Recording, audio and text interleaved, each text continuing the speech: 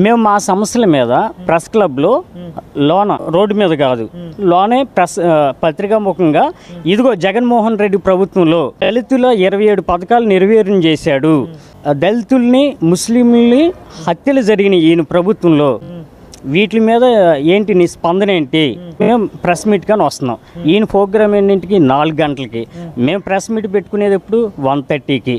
ఇంతలోనే ఈయన పోలీసులను పంపించేసి మమ్మల్ని అసలు లోనకాడ వెళ్ళనివ్వకుండా పోలీసులతో రోడ్డు మీద లేపుకుంటా ఎట్టబడితే అట్లా మమ్మల్ని బట్టలు చించేశారు, తీసుకెళ్ళి పోలీస్ స్టేషన్లో కూర్చోబెట్టారు. ఇప్పుడు అర్ధరాత్రి 12 గంటలకు పంపించారు. అసలు ఆ రూట్లో జగన్మోహన్ రెడ్డి రావట్లా. ఆ రూట్లో వస్తే మేము అడ్డుకుంటా అయింది అనుకోవచ్చు. లేదు, అసలు ఈయనకి ఎందుకు ఇంత భయం?